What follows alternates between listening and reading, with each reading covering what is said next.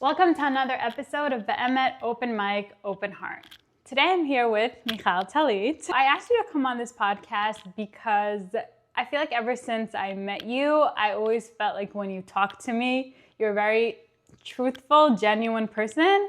So I wanted you to share a little bit about your experiences and just share your insights with us. So I grew up in Merrick, Long Island. I went to Hank, which I currently teach in. I send my children to. It holds a very important place in my heart. I would say that I had a pretty normal childhood. I grew up in a household where my parents were both Baal Teshuvas, but by the time I came around into the picture, the house was already set up, kosher, Shabbos, all that great stuff. I always had a passion for teaching. I remember being a little kid in my parents' basement. My mom was a teacher at the time, and she would give me all of her teacher editions and all the old papers and things that she didn't need. And I literally had a make-believe class for hours. I used to do the same, by the way. For hours, I'd be in the basement, screaming at someone, correcting someone, lining up my kids, pretending to be the principal at moments, things like that. So I'm fortunate enough to say that I was able to live that dream and become an educator. It's something that I'm just very passionate about. And like you said, I like to speak truth. I like to, share and teach. And I felt that when I was a classroom teacher, it was like my stage and I had my audience. Right. And for me, that was so comforting because it was like you can design on that day what your lesson is, like what's your plan, what's your focus, what's your aim, and then all of a sudden you can weave in something creative, something artsy, something written. Right, it's your like choice. That. You design the class. And I love that. I absolutely love that. So I was a teacher for a while. I actually graduated with a master's in 2005. And then I took a little bit of a maternity leave to raise my own kids. I have What three age did you beautiful get kids. married? 20. Okay, so young. So I that was was very not young. a struggle for you? Or No, Baruch not Hashem, at all. Actually, I really wasn't even looking in the market to get married. My husband is 5 years older than me, so he was already in that bracket looking for people. And a mutual friend of our parents mentioned something, and we were like, okay, fine, we'll try it. And we tried it, but it was like a miss because I was a little bit too young. So a year and a half later, his name came back in this circle, and I was like, hey, whatever happened to that guy? And I ended up meeting him again, and the rest was history. Do you believe in the idea that things come when you least expect them? When you're not looking? I think they come when you're ready, and you're never expected to be ready because we're always so hard on ourselves. Right. That's what I think happens, is I think a lot of people misread it by saying my big thing is if you can just give up or surrender, that's when things come to you. But it doesn't mean that you least expect it. It means that you finally let go of trying to have control on something. Right. And then all of a sudden, because you made space inside of yourself, something can move in. Right, you're telling Hashem, this is in your hands. That's it. It's not in my control Yes, anymore. but that's very hard for people to do that because control is comfort. Right, control is comfort. And especially if you're a responsible person and you're doing things and you're in control. You're trying to gain control. Right, and you can also you could check off all the things you did in the day and it feels really good. But we, society, created that. Right. Hashem doesn't actually have that set up as his master plan. He checks things off. True. It's can you lean into it and just let something happen? I think that's more what Hashem wants from us. Is if I throw you something, are you willing to just put everything down and catch it? Or you can be no, I don't have space for anything like that. Who are we to know what we need? So I believe that surrendering is probably the greatest thing. It's also probably the hardest thing. But it's also, I think, a balance between emunah and ishtadlus. And that's, I think, where a lot of people find the hardship in it because they know they have emunah, right? And that's where's that line? Also, that line might be different for me or for you or for anybody else. So it's where do you find that line? Always. So. It's kind of the emunah is the exercise. It's going into the gym. It's making space and time. And it's how much can you lift in terms of emunah? Oh, I'm a starter. I can only do 10 pounds. But then you meet someone and they're bench pressing 450 pounds. You're wait, what? And listen, they're still struggling. Right. 450 pounds is still a struggle, but at least they've figured out the formula to what it means to take on something greater than themselves. Right. 100%. And I think that has a lot to say about it. Yeah. Right.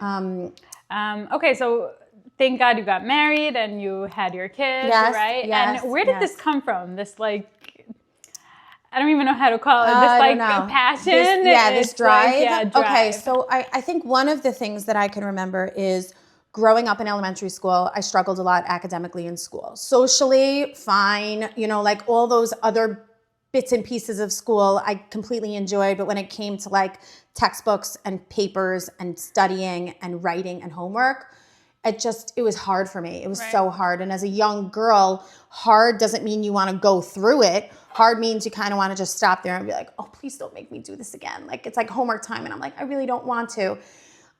So I struggled all through elementary school, all through middle school, all through high school. I did the bare minimum. I did whatever I could. But like, I would say, let's say I was like a 65, 70 average girl. I still was given an award for middos when I graduated, because for me, it had nothing to do with the books and the paper. Of course, it was the two relationships. separate things, yeah. I had the greatest relationships with my Morot and my friends. I went on amazing summer tours. I went on March of the Living. Like, I had opportunities to do things beyond the scope of books and studying. But I think when I graduated high school, I wanted to be done with that. Like, I wanted to put that somewhere and be like, no, that's not always going to be an obstacle for me. So one of the things that I decided to do, and I was only 17, turning 18 years old, was I don't want the label of having to need, special ed or need academic support. I don't want that anymore. And like, how do you erase that? You can't. Yeah, I was going to say, like, kids that really grew up with that, like, throughout their whole entire school, period, like, how did they really let go and really believe within themselves, like, I'm not that anymore. Like, so I'm 18 now, I could be a different person. More the opposite happens is like, I'm never going to be able to do this. Like, it's almost like I won't be able to study for a test unless I have index cards and someone helps me write them. And like, most kids will learn how to operate on that level because that's their learning style. That's what works for them. But I kind of was like, what if I don't want that? What if I don't want that to be, my future? How am I going to go to college and struggle through, all the academics to become the teacher that I wanted to be? How can I even become a teacher if I myself need special ed? But I didn't want that to be my future. So I did the opposite, which most people will not do at that age. And I ended up going to Nassau Community College, and I said to myself, let's pretend that you have no disability. My mother was the one who said to me, don't forget to sign up with students with disabilities. Like, you'll get the extra time and you'll get the whatever. And I looked at her and I said, I don't need extra time. Not anymore. And she's like, does it really work like that? And I was like, I don't know, I'm going to try. I'm going to try something that's uncomfortable. And the first semester was difficult. I was trying to, feel my footing and find my grounding and figure out what I was going to do. And I didn't do very well. And then I sat with myself and I said to myself, what is holding you back? What is your struggle? And I think it was the fear of failing that was more than anything, or just not understanding what works for me and always believing that other educators knew how I should do something when even that didn't fit me comfortably. Like, you told me to study using a highlighter. Like, I didn't get it. It still didn't work. You told me to use flashcards. Right. Still didn't give me the grade that I wanted. That's annoying for kids when everybody tells them, they're like, it's not working. Like, and you have to think for yourself at the end of the day. And even adults go into this, like, listen to what everybody else says. Like, you're 20 now. Like, look within yourself. Decide what's good for you. Absolutely. Get advice, but like, make your own decisions. So I think that's a really good point, because a lot of the times we'll try things on that we already see someone else did. It's not even your idea. And it's not even your mission necessarily. And it doesn't even necessarily fit you, what you have that you need. So, I mean, it doesn't even fit your void. Right. But it's like, oh, I saw Efrat do that. Let me try that, because you can't come up with yourself what you need. And then the whole world is just going on this, like, one march of doing the same thing because nobody can think for themselves. Yeah, it makes no sense. So I decided at 17 years old that I'm going to do something for myself. And when I went to college, I majored in what I was absolutely horrible in, which was English. I was not good at reading and writing. Talking all day long. I wish they had like speech to text when I was in college, because every paper would have been spot on, because I could speak. I just couldn't pick up a pencil and produce something, but it was all there. I didn't know how to get it out. So I said to myself, perfect. You will major in English and you will learn everything from the bottom up and you'll figure it out. And I used my strengths, which was my personality and my comfort zone, and I got to know my professors. And instead of just being a kid on the roster, I became the person who sat in the front row and raised her hand and asked questions, and I had a name and I had a voice, and I felt comfortable enough to go up to the teachers after and say, okay, this assignment, could you break it down for me? And then I would ask, would it be okay if I did this, this, and this? And they're like, yeah. And as soon as I got permission that my ideas and my, direction made sense, then there was no turning back. Then I ended up flying through all my classes. I graduated within 2 years, and I was offered I guess it was like, I don't even know what you would call it. Like, they gave me a scholarship. I guess, yeah, it was a scholarship to go to Nassau's sister school, which was Adelphi University. And sure enough, my parents got a notice that I was going to get a certain amount of money for keeping up a certain grade, which was not easy. It was a 3.8, like out of a 4.0. What is that, like a 90? Yeah, you had to stay up because I was doing very well. But that was exactly what I needed. I needed that to come in the mail. I needed my mom and my dad to open that up and read that to me and be like, wait, what? They're going to offer me money every single month for each semester if I could keep the grade up. And that was it. That's all I needed. I'm like, okay, fine, no problem. And sure enough, I did. And I graduated with honors. They put me in a special master's program for 1 year, and I finished it all. And that was it. I walked through something that seemed like there was a limit put on me. And do you feel like that limit came from within yourself, or more from like the expectations around you, like you weren't getting that validation and maybe people around you thought you weren't capable? I think both. I think I was too young to have my own expectations and understandings of things. I was in elementary school, and then I think it became my label, so I kind of had to fit that. Like I was forced to fit that. Like I had to get up in the middle of class and go to resource room. I had to. I didn't have a choice. No choice. If I didn't want to go, it wasn't a choice. And then once you get to resource room, everything is dubbed down in such a simple form that I was just living in such a simple realm. And I was like, oh, okay. But I think deep inside myself, I knew beyond the academics that the world is far from simple.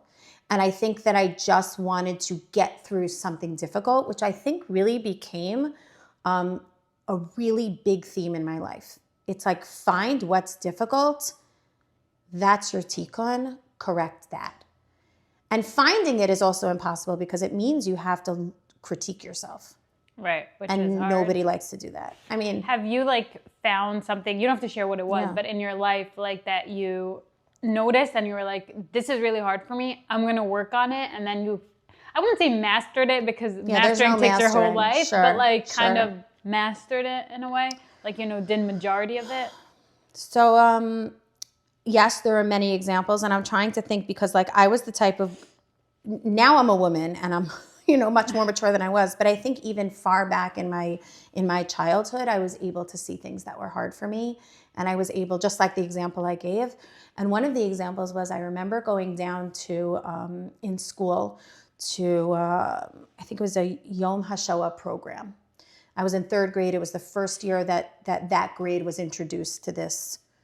And you know how heavy a Yom Hashawa program could be. There were videos, there were songs, it was in darkness, there was lights, there was names, there were stories. And I just remember like being opened up to this whole world of like, I don't know, it was like sadness and darkness, and like there was fear and things like that. And I remember in 3rd grade, I cried during the presentation that my teachers picked me up and asked me to leave because they felt like, oh, maybe this is too much for Michal.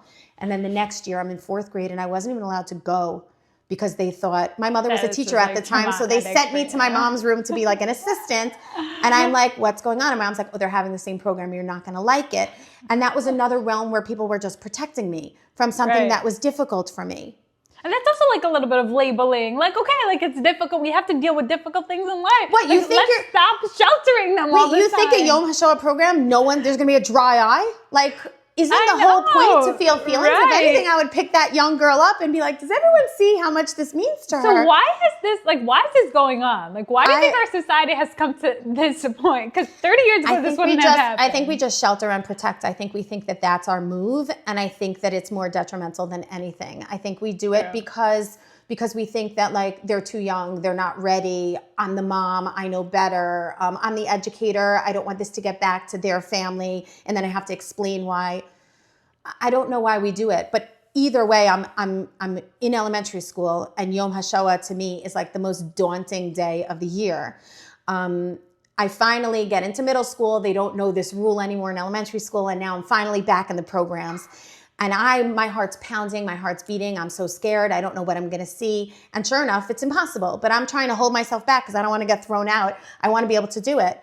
I got through high school. I was a senior in high school, and I heard about March of the Living.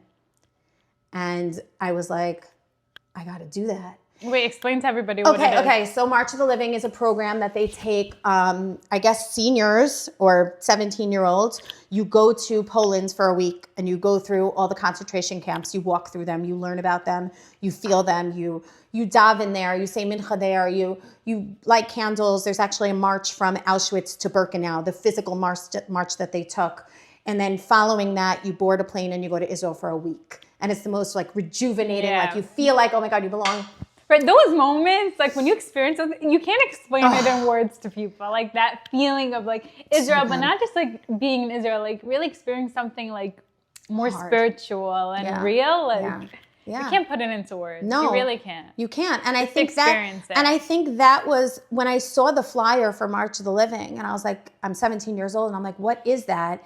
It spoke to me because it still spoke to the broken elementary school kid that was removed from something hard.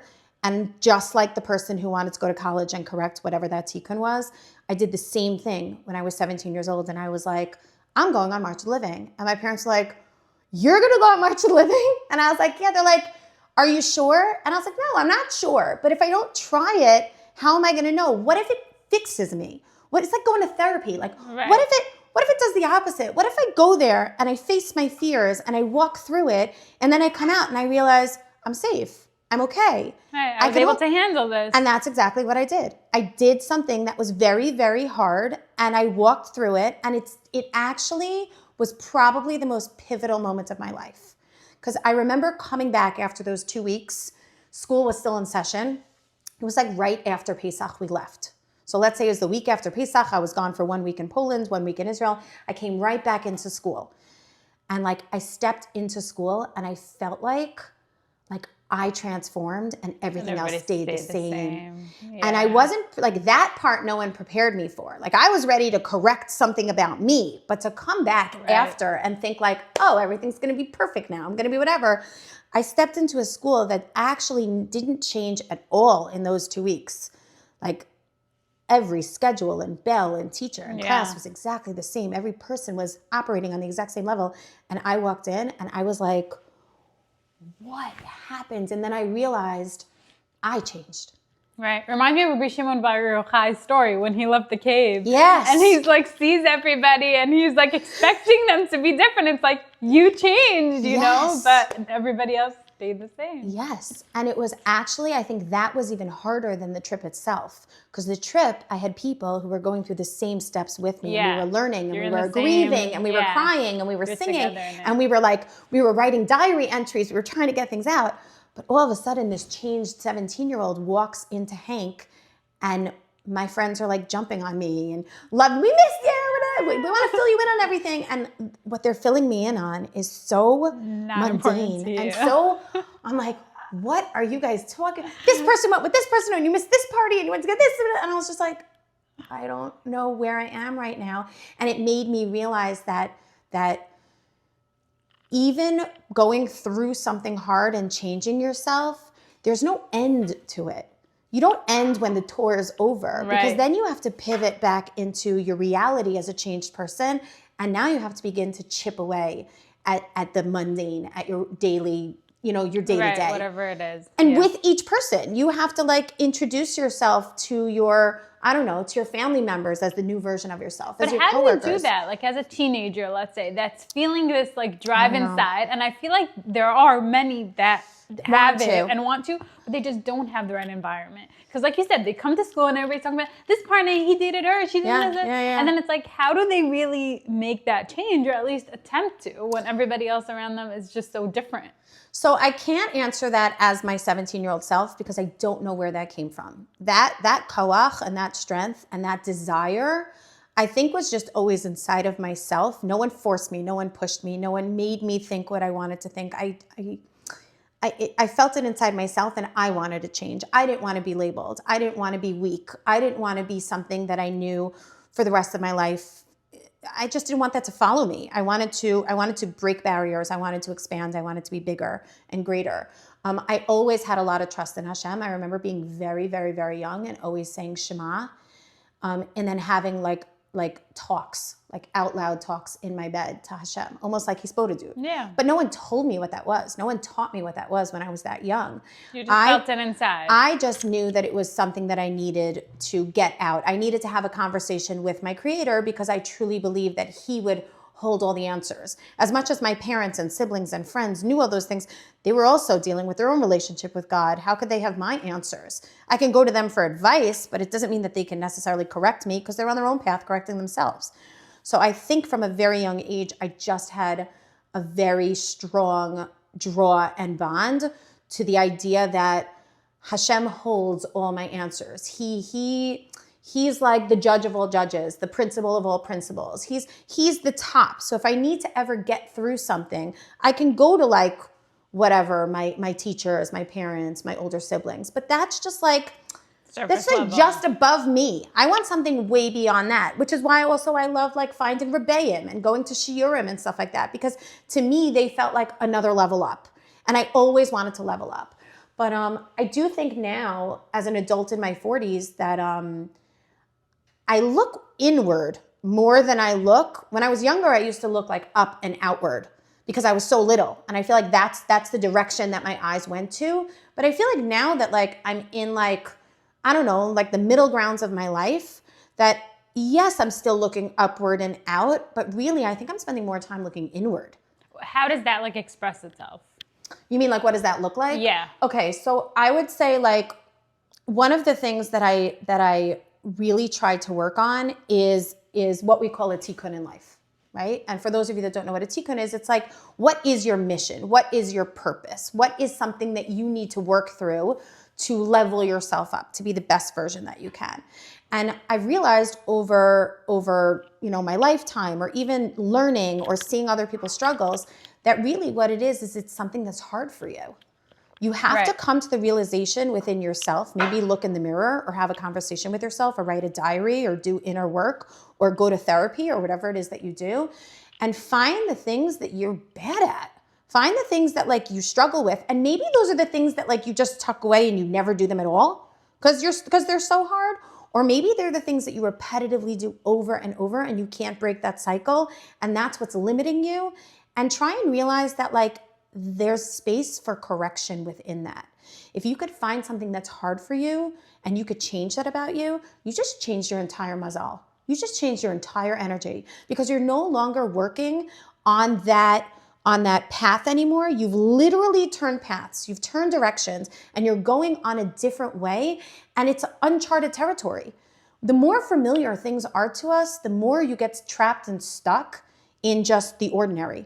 But I feel like it's so hard to really distinguish what your tikkun is when there's so many things we struggle with. It's just like you struggle with kibbud amayim, and you struggle with sneers, and you struggle with this, and you're like, what am I really focusing on? It's a lifetime of things that you could correct, and all you have to do is pick the one that frustrates you the most or that comes back at you over and over and gets you into quote unquote trouble. Or always gives you negative feedback from people. Whatever that number one thing is that you hate most that surrounds you, try to get rid of that one thing. Right, and step by step, baby steps, you're right. And that's it. And even if you go from, let's say you go from like level 1 to level 2, not level 1 to like 5,000 or whatever, what you do is you create confidence.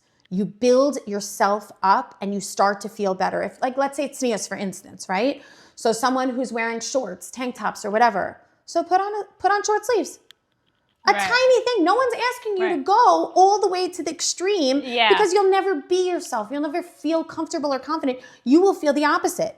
You'll feel like someone or something is putting something on you and controlling you. That's not what you want to do. You want to find it and you want to gain control. You want to like, it's almost like sitting behind like a Ferrari or some crazy car, whatever. You're not going to go 0 to 1,000 if you've never driven the car before. Right. You're going to go 1 to 10 to 20 until you hit 100 and you're like, okay, someone else who's driven this before, full throttle, 5 seconds later, because there's no fear in it. It's familiar. It's comfortable. You understand it. You've been there. You know what it feels like. You've tried it on. So I'm just saying just to do a tiny bit. And then once you get through that tiny bit, you realize that fine, it's a little bit better. It's a little, someone else says, oh, I'm so proud of you. Look at you. You look great. You look beautiful. You start to feel those things.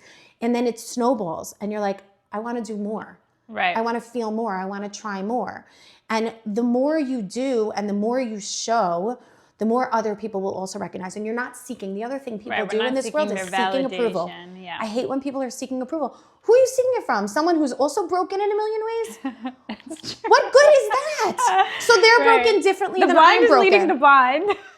Like, you're not good at this, and this, and that's not my problem. I'm good at that. So I'll take your advice on something else that I'm bad at and you're good at. If we were to weigh that, you know, like you picture in Shemayim, Hashem like weighs like your mitzvos and your averos or whatever you do. If we weighed out two separate people, it would be like, why are we even weighing each other? What do we have in common that we're weighing? Like, you're doing you and I'm doing me. You only weigh yourself. You don't weigh yourself against other people. That makes no sense. Nobody does that. It's just like, I think people like, I think some of it is validation and some of it is just like, you're looking, you hold importance of the opinion of, let's say, your parents, your close friends, your teachers, whoever they may be. And you know that if they say, wow, that was amazing, like, then you feel like, yeah, it was amazing, you know? But it needs to come from, you know, but first it needs to come from you. First 100%. You need to put in the work and you need to make the change. And then I promise you, once you do that, you carry yourself differently. You show yourself differently. And that's so much easier to attract other people to say, wow, you look good. What are you doing? And it's nothing to do. It's not that I went to a spa and I got a facial. Yeah. It has nothing to do with it. What it is that I'm correcting myself and I'm working on myself and I feel good about it. So what I'm putting out there, other people are attracted to. And yes, you do end up getting all that positive feedback from other people. And they want to know, what did you do? You look so different. And your response should really like empower you to be like, I'm working on myself. Yeah. I'm just a better version of myself since you've seen me last. Like, that's really all it is. 100%. I want to go back to one of the things you said. Yeah. So you mentioned that, you know, sometimes let's say with modesty, right? They want to become more modest and they're like, but I feel like it's not me. So how do we really, or what would you say to people that want to, let's say, make a change? Like they want to, let's say, keep Shabbos or they want to maybe grow in modesty or whatever it may be. Yeah. But they feel like there's a gap between that and who they are. Okay. So where do they find that balance of like being real? Mm-hmm. And also doing the right thing? So I think that it's really important what you said, that someone wants to change something about them. I think that's where it lies. I think the spark inside of the person is the desire to want to do something. I think the outside, whatever you want to call it, social media, the people around you, your environment and stuff like that, are the things that make you question, can I take on something new? If I want to become kosher, am I going to be in the right place to be able to do such a thing? If I want to keep Shabbos, where am I going to end up? Is it going to be like at a party or whatever, and I'm going to mess it up or whatever? That's difficult. But I think what people need to understand is that if you already have the desire inside of yourself to think that I want to change something, that's where you have to tap into. And right now it might be this tiny little dim light, but it's never going to go away. It's always going to be there. And that becomes also part of your tikkun, is it'll come back. If you don't do it this year, you'll feel it in 5 months from now. You'll feel it in a year from now. You'll feel it in 5 years from now. And you know what? Your desire will only become stronger because you're like, oh, so much more time has gone by that I haven't done the thing that I'm trying to do. And I think what people need to realize is that if you already have a desire inside of yourself, all you have to do is use that pilot light and turn the gas on. Yeah. That's all you have to do. And it's so hard with the society. Like, you know, they say that the thing that drives people the most is to fit in with society. Like more than anything else, like that drive of fitting in and everybody looking at me and you know, saying that I'm good and I'm pretty and I'm this, that's like the most like driving force that we have today. And I feel like a lot of people like fall into this. Like it's they want to make changes, they see the truth, but it's just so hard because what is he gonna say? What is she gonna say? How are these people gonna look at me? And like how do we really try to like, I think it's like, it's almost like sad to think that we'll spend so much time worrying about what other people want. I'm gonna live my life for other people. And not make space for yourself. Like, do you not put yourself in that category as a person who also has a voice? Almost maybe just picture that. Picture all the people that you worry about of what they're gonna say and stand yourself in there also. And maybe listen to what yourself has to say to you also. It's like, don't listen to any of them. You and me are going to live our whole life together. These people are going to come and go. And they're going to be like the waves in the ocean. They're going to come up and then they're going to go back and then they're going to come up because they're trying to live their own life. But hey, Michal, we're not going anywhere. We are going Right. to live together for the rest of our lives. So if you feel the need to want to try and do something that's hard for you to change yourself, why wouldn't you do that? Because you know what else also helps me? When you become your own parent, meaning like, what would your mother say to you? Or find someone in your family that you connect to. It could be an older sister. It could be your grandmother. It could be an aunt. Somebody with like authority, you're saying. Someone you look up to. Someone that you emulate. It doesn't even have to be someone in your family. It could be like a Rebbitzin or a person or whatever. But someone, or even a best friend, or someone who's like, I don't know, who just, you think they have it all together. I want what they have. And then use their voice for yourself and say, what would so-and-so tell me if I was struggling in this exact question? And you might get a better answer because you believe that that person would say it the right way because they got it all going on. And then all of a sudden you hear this created monologue, or whatever you want to call it, narrative, that someone else who's got it all together would say to you, Efrat, this is your shot. Why wouldn't you do it? And now all of a sudden you feel empowered because it's like, it's the person on the pedestal that's saying it to me, and they have it all. I'm not saying it. I think a lot of people also have fears that like, if you take something on your own and you fail, then you're really going to beat yourself up because no one else forced you to do it. You have to do it yourself. Right. And that's really hard. That's a good point. And that's really hard. But I think the flip side, the other side of the scale, when you don't fail at the thing that you did. That's worse in my opinion. It is worse. It is worse, but it's also like good. Sometimes you need to be kicked down to the ground. Sometimes you need to be at your lowest, because there's no going under that. And the only thing you could do is pick yourself up and stand yourself up and go up. You know what I'm saying? But if you're already so high, there are places that you could fall. And it does hurt to do that. But that doesn't necessarily mean that it's going to break you and you'll never become something. When you get broken in certain areas and your vessel is shattered, all it means is you just have to rebuild it and you can actually create a new one. Not that tiny, dark, black, uncomfortable thing that lived inside of you, but when you shattered it and broke it and fell down as low as you possibly could, all of a sudden now it's like, no, now my vessel is golden and beautiful and wider and better, and it fits me better because we learn through the hard things in our life. The darkest of places is where the most light comes from, right? True. If you strike a match in a room that's lit up, it's a tiny little, if you shut the lights off and strike a match in a dark room, it lights up so much more space because the darkness is where the light comes from. In the darkest, deepest places is where Hashem is hiding himself in this world. I feel like sometimes when we are in those dark moments and we really like fail or sin or whatever it may be, then we feel like Hashem is upset at me. Hashem is angry. Hashem is like, It's not. instead Here, of understanding. This is the answer. Right. That Hashem is with us. And I think we need to kind of sometimes cut ourselves a little bit more like slack. I have the answer right here. And I even highlighted it. Okay, so Tomer Devorah talks about the 13 attributes of Hashem, and it gives you an example of how Hashem showed his attribute within a situation. And then it explains to the reader, we should emulate that. Because if we can be whatever Hashem emulates, then we become part of him and we partner with him and we have what we need for it. Meaning we should be that towards other people? Yes, and ourselves. Within ourselves. Within ourselves too. 100%. You have to. So where's that balance though between like, oh, I sinned and like, you did something wrong, don't do it again. Like, kind of giving yourself musar for it. And between like, it's okay. Like you can move on from this, I think that brings me back to the example of the parent or the voice of the person you chose. Because the person who loves you that you want to emulate and look up to, if you were, let's say, a child or an adult or whatever, and you made a mistake, sure, they'd reprimand you, but then they'd hug you and kiss you and tell you it's okay, you're going to try again. Right. You really have to think of it as like a parent-child relationship. You do, but that's also what Hashem is to you. But it's hard to picture Hashem when he's not right in front of your face and he doesn't have the, the perfect hair and the perfect outfit, because that's what we look for as women. We look for something that is pleasing to us, and society created this image.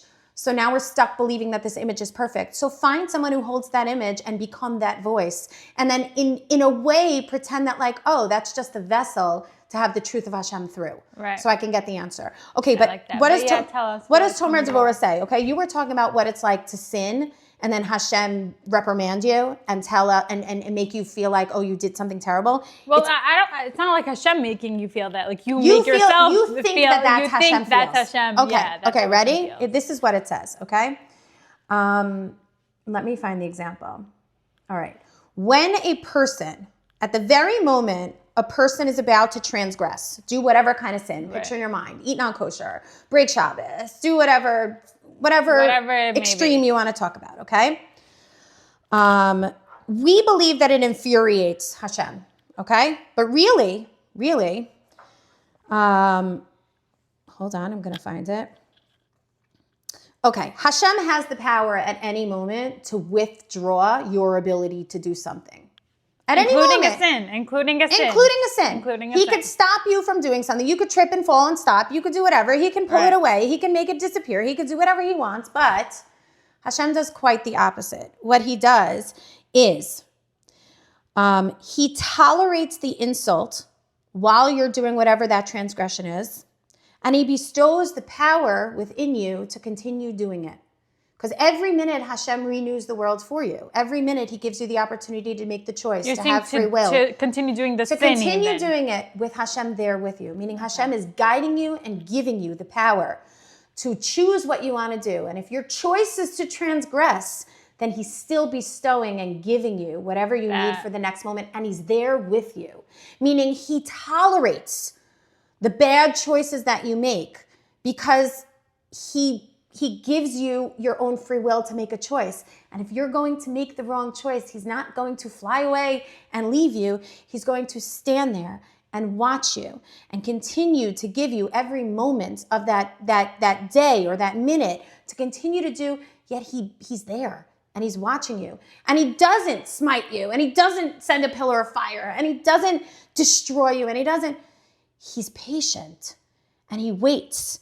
And it says here, he tolerates the insults and he continues to bestow his power and benefits man with his love and his benevolence. Okay, so basically what he does is it says here as an example, he could shrivel up a person's arms or legs instantly, as he did with Yeravam, right? Yet even though it's within his power to withdraw the power that he gave you, he doesn't. He tolerates the insult, he continues to bestow his power on you, and he gives you his love and his benevolence. And he does that. For this reason, the ministering angels refer to Hashem as the forbearing king. He's tolerant and forbearing until man repents. So think about it that way. If you're going to keep doing the wrong thing, imagine Hashem standing there and how embarrassed you would be. It's like thinking about like whoever that person is on that pedestal, whether it's that Mora or that mother or that grandmother. Imagine if they were standing there in the room when you were doing something you know you shouldn't do. How embarrassed would you be? You'd be like, very embarrassed. I'm not going to do that right now. I'll wait till everyone's gone and I'll do it myself. Truth be told, you might think that you're always by yourself, but you're not. Right. And if you're not by yourself, then at least like, how about being with yourself is enough of something to be with? Like, why is it that when we're by ourselves, it's as if no one is around? Someone else needs to justify you being worthy of being your own self, in your own quiet of your own room, behind your own doors. What, you're nothing? No, you're still a person. You're still a whole person. You're still making choices and doing something, but because nobody sees you, you can make bad choices and you don't feel guilt.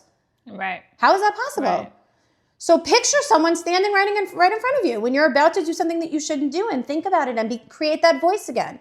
It's almost better to do things bad things, so to speak, publicly, because at least you're saying, like, it's like the Ganav and the Gazlan, right? It's like, at least I don't care, not about Hashem and not what people think. Yeah, like, but also it's like, at least if you do it in public, you might get the backlash that you're worried about, and why would that be bad? Why would it be bad if someone, like, after messaged you and be like, I saw you go into that restaurant, what were you doing? You might be embarrassed, but it's like, they're right. Right. I respect those people more. No one else is calling me out. I'm not you're calling myself out on the things that I'm doing wrong. Someone else might as well do it. So now you're going to do it in the privacy of your own home, behind your own doors, behind your own. Why are you treating yourself like that? Right. And then you're supposed to find someone and get married and have children and be a mother and be a wife and everything, when really, like, you've had all these years to practice being the best version of yourself, and you're not doing that. You're pushing all that time aside and you're like, oh, you know what? When this and this happens, then that's the worst thing you could do. I know. When this starts, then I'll be able to do No, X, you Y, won't. Z. You won't, because you'll be the same person coming into the moment when that thing happened. And you don't have the tools and you don't have the practice and you're not ready. And then you'll really be disappointed in yourself because the moment presented itself and you showed up as the same, like, unprepared version of yourself because you believe that when that thing happens, that will catapult you. But it doesn't work. You're not going to get that thing because you never showed your true abilities to transform. It's when you begin to transform and change yourself in areas that you know that are not good. That's when things start to come at you. And that's when you have space to see them and to recognize them and to want them because you're attracting them.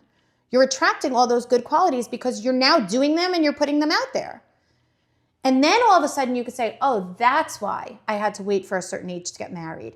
That's why I didn't get the job that I was supposed to get. That's why me and my friend don't get along because I didn't have the space for it. I didn't have the understanding of it. I didn't have the capacity. Even if it came to me, I wouldn't know what to do with it. I probably wouldn't even recognize it. I probably wouldn't even... You have to really accept that if Hashem knows timing, Hashem knows what's good for you, and you have to kind of like let go and, like you said, open yourself up. You have to work on your relationship with Hashem, which really is your relationship with yourself. He is your guiding light. He is your guiding force. He has given you a manual to follow and practice and try and do. And not everyone can do all of them. And no one is expected to be able to do every single thing correctly. But pick the one thing that you're the worst at and just fix it a little bit. Right. Just do something better. And you will see in turn the people that surround you that we care so much about their opinions will begin to see that. And I promise you, they will give you positive feedback in that area alone. And you didn't even like put a billboard on your forehead that says, I'm working on my tznius, I'm working on my kashrus, no. But they'll start to see that and they'll be and they'll give you the feedback that you're craving, even though it's really meaningless. And also you don't need it. You really and after a while, when you really learn to practice these things, you yourself are the only thing you need to make you feel better. Right. And then as you level up and things start to really fall into place, you get the dream job you wanted, you have the greatest friends, you feel confident, you're the best version of yourself, you actually don't even care about who or what or why or how or when, because you're so living in the moment within yourself that you have your own self-gratification over and over all day long. It's like for every time you've changed a characteristic about yourself, you become a new version of yourself. And it's like you went through like the greatest, facelift, someone gave you like a whole makeover, but yet you didn't have to actually go somewhere and have someone else do it for you. You did it yourself. And it just feels so much better. And then it becomes like an addiction because you never want to go back to the person you were before that, the one who was uncertain, unsure, not getting what she needed, trying to find validation in everyone. It's the opposite. You become this self motivator.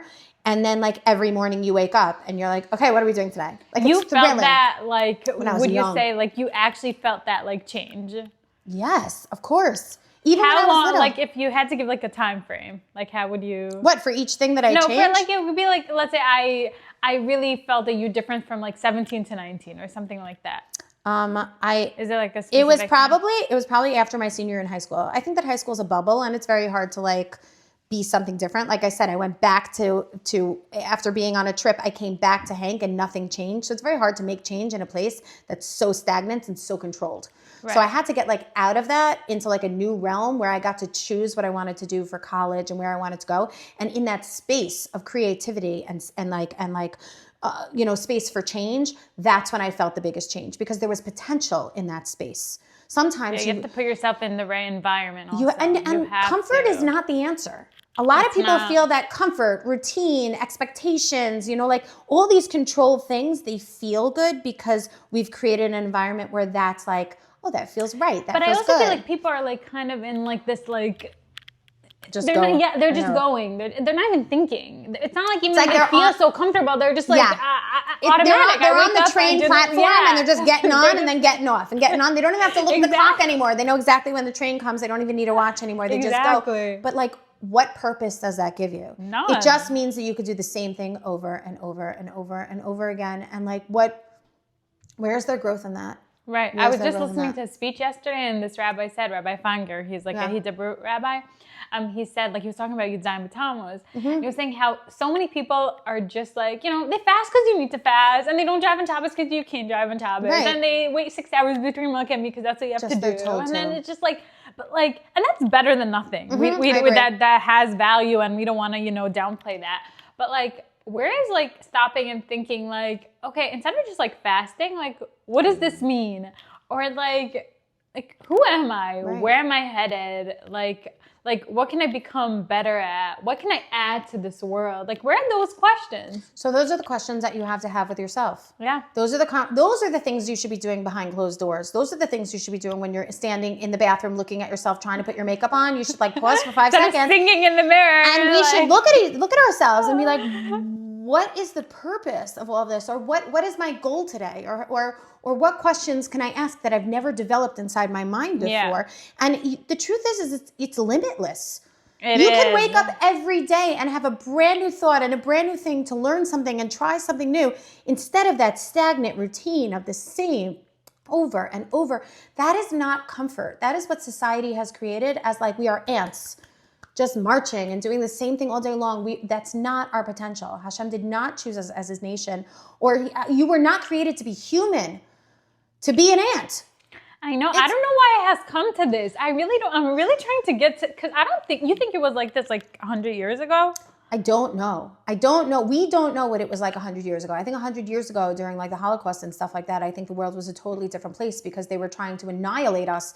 And think about those people who went into the craziest, scariest thing of their entire life.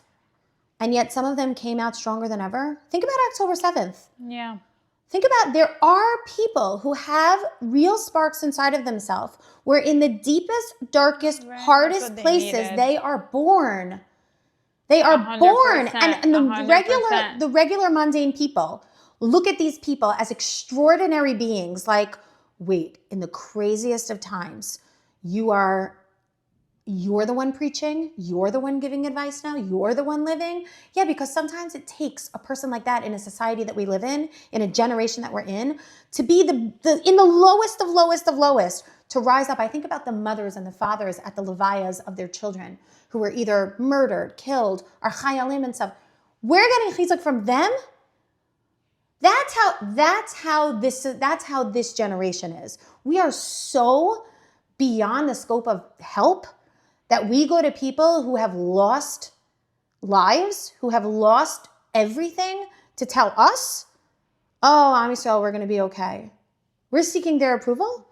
That is absolutely... That's a good point. That's a very crazy. Good point. It used to be like we would look up at Moshe Rabbeinu, who was on the top of the hill, and we're like, oh, wow, like, okay.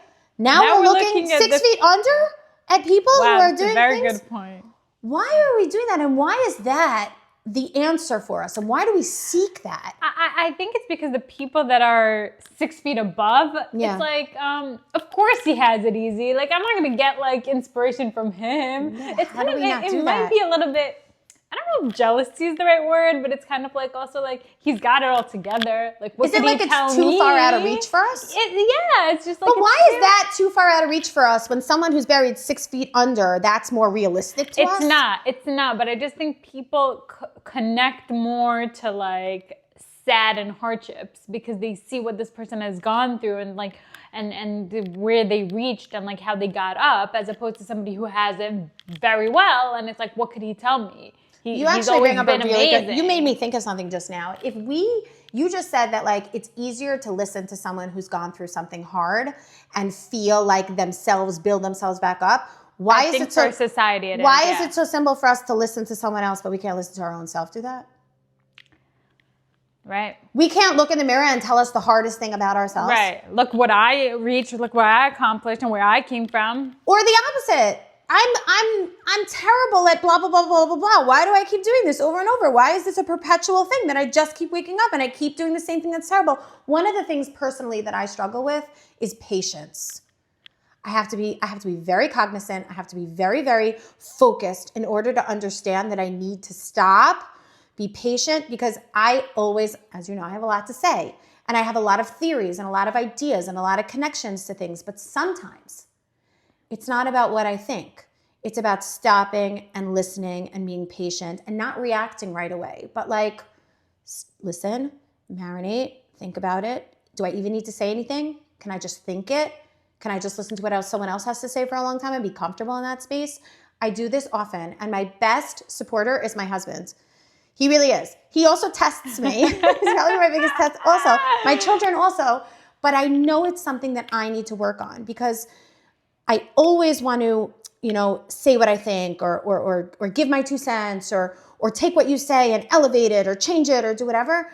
But maybe I don't have to do that all the time. Right. Maybe I could just listen. Maybe I just need to stop for a second and I need to say, this is not about me. This is about giving the space to the person to be able to express themselves in a safe space. And then maybe my reaction is, you know what, you're right. I hear you and I validate you. But for me, that's very hard because it's like, I have a million ideas that I want to tell you. You have and so I'm a much teacher to share. and I want to help you and I feel like I've done something or whatever. So for me, patience is also very hard. And I struggle with it every single day. But at least I've shared with the people I love, this is my struggle. This is what I'm bad at. When you see me doing it, hold me accountable because it's very hard to hold yourself accountable for something you're bad at. Right, you need somebody objective. I need someone on the outside say, do you know that you're doing that right now? Because sometimes I don't even realize I'm doing it. And I'm like, oh, you're right. But I can't get offended. And I can't take it personally. That's the hard part. That's very hard. And I can't take it personally. And I also have to stop. And the stopping part is probably the control part of it is probably the hardest part of it all. Because it's so much easier just to pivot and leave it alone and go to, fine, I don't want to do this anymore. You can shut it down and you could say, I don't want to have this conversation or don't stop me in the middle when I'm talking. But I would much rather just be like, okay, they're not wrong. And they're doing it from a place to try to correct me because I've made it obvious to them, help me when I'm not doing these things, show me. And it's still hard. It's still hard when my own son says to me, Mom, I'm just trying to talk to you. And I'm like, okay, that's me. I need to control myself. And yes, I am hard on myself. And I'm like, oh my God, I just did it again. But at the same time, it's like, don't miss the opportunity to be listening to what they want to tell you right now because you're so self-absorbed, being frustrated at your own self. That's not the time to do that. Do that later. Go back and do a cheshbon on yourself at night before you go to sleep and say, I miserably failed at that one thing. Or I caught myself, I took a deep breath, and I was aware for the 10 minutes that whoever it was talking to me. Good for you. And it was really uncomfortable. And I hated every second of it. But it's okay. Because I grew from it. But I did something that was right. And then all of a sudden I'm proud of myself. Instead of beating myself up, I'm proud of myself. And tomorrow, it'll probably happen again. And it'll happen again. And you'll remind yourself, you've done it. You know what it feels like. It's uncomfortable. Feel it again. And eventually I think what happens is you get to feel that whatever that uncomfortable feeling is in your life so many times that it's not that it doesn't become uncomfortable. It becomes familiar. And it's not as uncomfortable as that first or second time you sat in that feeling of like, oh God, I can't believe I just did that, or I can't believe I whatever. If you don't acknowledge it, then the feeling kind of just hurts you, destroys you. It doesn't give you the power that you need to I'm going to try that again. I'm going to try that again. And when you do mess up and mess up and mess up and mess up, after a while you become kind of numb to it, and you're just like, that's okay. That's okay because I'm aware of all the times I messed up. Now it doesn't hurt as much as opposed to when I pretend I'm not doing that and I'll just that's the worst when you're throw that off kind of some people it's also they'll mess up and they'll also blame it on other things besides taking responsibility and just saying I messed up, I did something wrong, it's okay, I'm a human being, I'm going to try not to do it again, instead of really, it's not so bad because it was his fault, her fault. That, right? Yeah, I wasn't even supposed to be here, I was supposed to be so-and-so, but my trip was canceled, so I ended up here, so now it's your fault, and it's not okay. So I do think that one of the things that people can do to help themselves is to really find the number one thing in your life that bothers you the most. And it doesn't have to be about yourself. It could be a relationship you have with someone else. It could be the way something happens, the job you have, whatever it is. Pretend to be that figure of a person who you look up to, and let them coach you and talk to you in your own words and say, hey, I love you. Why are you still in the job that they're not treating you well? Why are you limiting yourself to the things that you could do? Do something different. And I think within that discomfort of that conversation really comes a lot of light, because you begin to talk to yourself. Well, if I was going to live that job, what would I do? Where would I go? Where would I start? And all of a sudden you're creating this new, narrative inside yourself where there's actually potential, and there's a space for, wait, if I really am going to do this, how am I going to do this? And once you start doing that and mapping it out and creating it, whether you've taken the step or not, that is a step. 100%. That already is a step. Even though you're laying in your bed and you're contemplating it in the middle of the night and you're like, oh, this is not going to get anywhere. You're going places because you're actually picturing yourself stepping away from something that's not healthy for you and possibly finding a direction to step into something that's harder. And when we talk about making change, time is always a very big thing. How long will it take me? Will I be ready? Will I whatever? Time belongs to this realm of the world. Hashem doesn't have the same time. He put time here. He put a calendar here. He put the sun and the stars and the moon here, and we count them and we do whatever. That's here. That's for here. But if you really want to transcend and go beyond something that like, I don't know, limits us or puts pressure on us, then try and push time away for a second and try to say to yourself when you're laying in bed at night, it's like, I have all the time in the world. I could talk to myself for an hour. I could talk to myself for 5 hours. It's the middle of the night. I have nowhere to be. I have nothing to do. Time for me is limitless right now. And if you learn to do stuff like that, then during the daytime, you'll find that comfort because you've tried it on before, because you've practiced it, because you've done it. And then you can create that space anywhere you want. You could sit at the kitchen table and you can block out. Yeah, no time. I'm in my bed with myself, talking to my creator, which really in turn is talking back to me. And I think that's where you come up with your greatest answers, is when you believe you're talking to a higher being, and you are, and there's a space to be listened, and Hashem understands and he's there with you. But at the same time, what miraculously happens is that your own voice gives you the answer. And all of a sudden it's like, wait, why didn't I think of that? Because you never had the conversation with Hashem, and you're not going to hear his thundering, booming voice. That's not the world that we live in right now. Yeah. But what you will hear is you'll hear the thought that he planted inside of you as you had a real candid conversation. When your Hisbodedut is really in a place where you're trying to make a change and do something, all of a sudden it like clicks in your mind. You're like, oh, how come I didn't think of that? Or, oh my God, I'm totally going to try that tomorrow. And you feel so empowered. And then you wake up the next day and you're like, hold on, there's one thing I must try today. Your entire day revolves around this like phenomenon that you've all of a sudden discovered within yourself, and you just want to do it. It gives you a drive, it gives you a power, it gives you whatever. And then you do it. And even if you do it so like minute, like the smallest whatever, you're like, wow, I never thought of that before. Like here I did something brand new, and it makes you level up. It brings you to a new place. It invigorates you. It's like no one else even told me to do this. I came up with this on my own. Really, you know that it came from a higher place, but you allowed yourself to surrender. Also, you became a vessel to accept it. That's why you have to become a kli. That's right. That's right. And in the same place that Hashem is there when we're transgressing, you can only imagine the space that he's in when we invite him into something, a change that we want to make. Right. I do want to clarify that, obviously, when we do transgress and we do sin, obviously, it's not something that we necessarily need to be proud of. Like, no. Hashem is not Hashem is always proud of us. It's not something. No, he's not proud at all. Hashem is not yay, she committed the sin, right? Not Hashem is with us in terms of, it's not like when we sinned, Hashem is like, okay, goodbye, I'm not talking to you anymore. No. That's not the case. But it's also like an understanding of like being realistic and saying, okay, if I sinned, I did something wrong. Right. I disappointed Hashem, but Hashem is not leaving me. Yeah. But Hashem is not leaving me. Never. It's like a parent whose child did something they shouldn't do, like a toddler who goes to their younger sibling and hits them. The parent's not going to run away when they do something wrong. They're going to go up to them, remove them, give them whatever that, speeches that they have to do or I don't know, whatever the consequence is for that. But then they're just going to be there the next time to oversee it. And I think that's what Hashem is doing. And I think we also have to remember that in the moment where we transgress, if Hashem is with us, you still always have the opportunity to change right then and there. Yeah. And I think that's why he waits there. And I think that's why he's there, because teshuvah for him is probably the greatest gift that a person can give, that a human can give back to Hashem. Because it means that I think Hashem is very aware that we're human and that we're going to make mistakes. Right. Sometimes we don't realize that. We need to. I can speak for myself. Yeah. I'm like, I need to be perfect and this and that. And it's like. No, Moshe Rabbeinu was not perfect. Yeah, nobody was perfect. David HaMelech was not perfect. All of us were not perfect. But I think in the places where we made mistakes, we have to be aware that Hashem is there in that moment with us. And you can continue to choose to do something wrong that might feel right at that moment. That's just being human.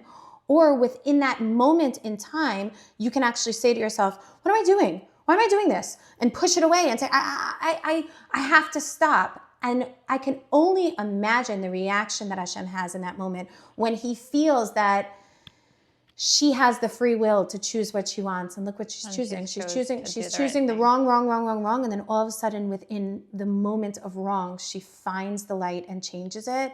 I can only imagine what it would feel like to be a parent, to watch that happen and give all the credit to that person. Meaning like now all of a sudden within the same moment, Hashem was about to like give you whatever the Aveira was that was equal to what you did. But then all of a sudden he's like scaling back and he's like, no, give her the opposite. Bestow something good on her. Look what she just did. Within a transgression, you can change that. And then you could be given something on the opposite. It's like your father kisses you on the head after, you know, like a sibling or whatever is about to hit the younger child. And then the younger kid decides not to. And then what does the mom do? She gives her a hug. Right. You're going to get a hug in the moment where you were about to be. It's because you changed exactly what you were going to do. And I think breaking those moments, as hard as it is, that's what you should be dreaming of. That's what you should be thinking of when you're about to transgress. It's so easy to go through the motions of it because we do it all the time, and it's comforting, it's familiar, and it's thrilling, and it feels good, even though the wrong feels good. But what if just one time you're about to do it? You're about to drink that drink that's not kosher, and you're just like, you know what? No, I'm not doing. Even one time. You don't think about how can I do this forever. Just do it now. One time, and then feel the feelings in that moment of the choice you made and how Hashem, your parent, the person looking above you, the person you look up to, what are they saying to you now? And when they're saying that to you, I'm so proud of you, whatever, you're going to swell up and you're actually going to feel really good in a moment that you've created that was so dark and so like, bleh. All of a sudden it's like, something so simple. You get up from that moment, you're a changed person. 100%. And even if you come back to it 2 hours later, it's okay. Remind yourself of who you were 2 hours before that you were able to do that. And that's life, ups and downs, all the time. You succeed and then you fail again. All the time. And you know, I listen to Gedalia Fencer, and he always says how like, when you get to a new level, I hate using this, but then there's a new devil. Meaning like, you can constantly work on yourself and work on yourself and work on yourself, true. But the stronger... I've experienced that myself. The stronger and better you get, the bigger the challenge that stands in front of you. So it's not like the people who have it all together and are following all the rules and doing all the... No, their struggles are actually so much bigger and so much harder than the regular person who's still struggling with something that's so basic. They say that the greater person you are, the more your Yetzer Hara is stronger. Because, that's like sometimes like we see rabbis and we're like, how could this rabbi do this? It's like... Again, we're not justifying wrong things. Of course, but do you understand that his Yetzer Hara is 100 times yours? Right, because he's holding back so much more. Exactly. He's refraining himself from so much more of this physical world that it's so much harder for him, as opposed to the person who's only keeping 5 mitzvos. Right. This guy's keeping hundreds, and he's like, it's so much. But at the same time, you can only imagine the relationship he does have because of all the schar he has and all the things that he does. That he did, right? And it really is for us. As much as we believe that like all the mitzvos are for Hashem, they are, but he designed them for our body, for our physicality, for this world. We have to understand that they are tools for us. They are not limitations. People are always like, oh, I'm going to be so limited if I can't eat this or if I can't do this or I can't do that. No, actually, your body's going to work at optimum prime because it's exactly how you're designed to be. Sure, you should not be eating dairy and meat together because it's not good for your intestines. That was designed to create to be better for you so that you can be the best version of yourself. It's not to limit you so that you always have to make choices and always whatever. If you learn and understand that these rules are for us to benefit us and bring us closer and make us the best version of ourselves, then you start to look at them as like, oh, wait, there's a book I could take out and I could follow and I can understand. And maybe that's where you start. If you don't know what your tikkun is and you don't know what you struggle in, start learning something and Emunah is a big thing. Say, I don't do that. I need to work on that. Right. I think shiurim are the greatest thing. When you hear somebody else speak and you sit in the audience, so many times, tell me how many times in your life I've gone to a shiur and you're like, oh my God, they were speaking to me. And also when you leave, you feel like, I don't know, like a changed person. Yeah. Yeah. Shiurim do make a difference. And if you go with other friends, and they're like, oh my God, what she said was so me. And you're like, oh my God, what she said was so me. You realize like you guys are the same. Like everyone's struggling with the same thing. Yeah. Just no one wants to be open enough to just admit what our struggles are because that's embarrassing. Right. But usually what you struggle with, probably a lot of other people struggle with. You're not the only one. You're not in this alone. Like, just, not at all. You're not the only person. Not at all. If you could be the one person in your friend circle to make one change, you might be that person who inspires everyone. And then you might be able you might actually create a comfortable space where now what you struggled with, your surrounding friends are doing the same thing, and you've just all leveled up each other. And now that's not hard because now you're all doing that. You've all made that change together. It's your so. Exactly. Yeah. And that feels really good that you could be the one to say, okay, I'm going to jump in the deep end first. 100%. And I'm not going to drown. It might be hard. I might have to learn how to tread some water, but they're not going to let me drown. My friends that are standing around me won't watch me drown. They'll pick me up if it's too hard for me. But if I'm never going to jump and I'm always going to stand on the side, what am I doing? I'm looking at the reflection of the water. It's the same reflection of yourself. You haven't changed. Right. Right? 100%. Yeah. Okay. Thank you. Any last wrap up message that you could tell us in like 20 seconds? I think my last wrap-up message would be that if this inspires you, if Efrat's podcast inspires you to make a change, and you are the one who is willing to dive deep inside of yourself and do something different, and you want to share your experience, I would say reach out to Efrat and share it because it's inspiring for other people to feel that someone that's ordinary can do something extraordinary. Exactly. It takes one person. My husband always says this thing. He read it in a book somewhere. I'm not going to source where it is, where when you go to a party and the music is playing and the first person gets on the dance floor and they start dancing, everyone's looking at the person. It's not the first person that dances. It's the second person that joins them, because now it's two people and then everyone comes in. So maybe be that first person so that someone else can join you. So you've created what becomes a dance floor of people, jiving to the same rhythm. So I guess what I'm asking is to find one thing about yourself that infuriates you, frustrates you, annoys you, bothers you, follows you, you can't get rid of, and just fix that. And take or at least one. Try to. Or at least acknowledge it. Yes. And be aware of it. Don't pretend. Don't push it off to the side like it's nothing. At least look at it in the face and be like, I'm literally about to do something that I hate doing. Picture Hashem inviting himself with you into that space. Is that more comfortable to have someone staring at you and judging you and whatever? Maybe not. And maybe that will make your change. And also think about the person that inspires you and use their voice often to coach you through the things that you have a hard time with. Thank you. Thank you My so pleasure. much. Thank you. This was so fun. Thank you so much for joining us. See you next episode.